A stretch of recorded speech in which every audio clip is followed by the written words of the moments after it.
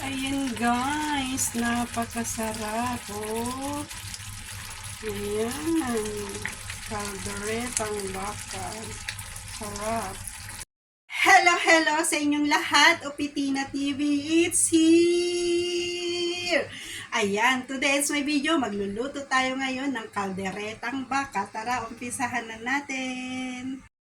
Ayan guys, luluto tayo ngayon ng beef caldereta. Ito ang ating ingredient, carrots, bell pepper, patatas, ito, sibuyas, saka bawang, saka ang ating main ingredient, beef. Pinalambot ko na po yan, saka tomato sauce. Tomato paste pala yung gagamitin ko. Pwede rin tomato sauce.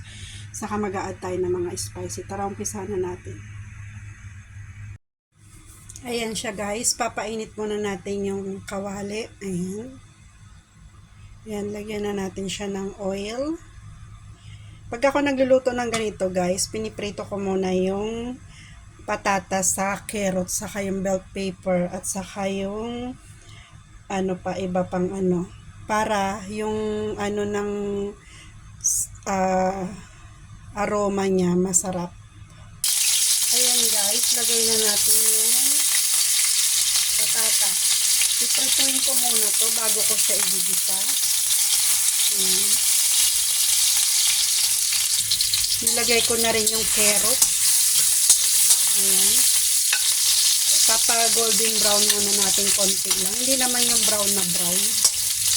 Yung bumango lang siya ba. Mas masarap kasi guys kapag, para sa akin na, depende rin sa iba, kapag piniprito muna yung carrots saka yung patatas, malasa siya.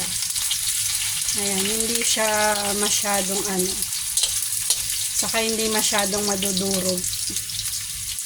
Ayan siya. Lagay na rin natin yung bell pepper.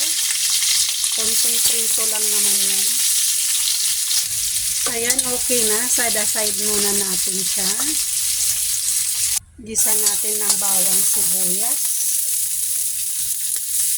Ayan siya.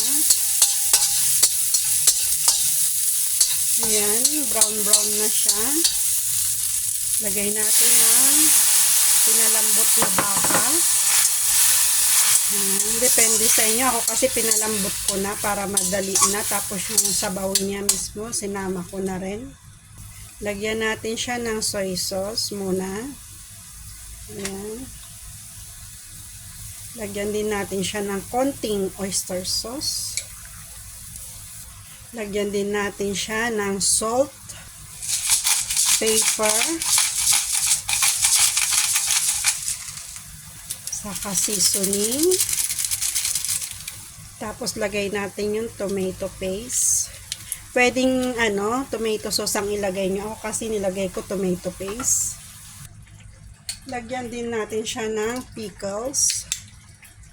Ayan. Lagay na natin yung patatas saka carrots. Ayan guys, nakulo na siya. Ayan, mukhang masarap-sarap na. Ayan na siya. Malapot-lapot na. Nakikita niyo yung baka.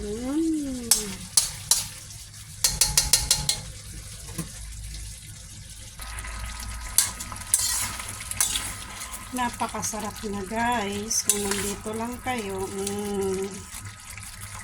Ayan. Malapit na siya maluto. Tignan na lang natin kung malambot na yung patatas. Okay na. Ayan siya guys. Nilagay ko na yung bell pepper. Ayan. Napakasarap. Caldereta. Ayan siya. Ang nagtatamis sa kanya yung pickles guys.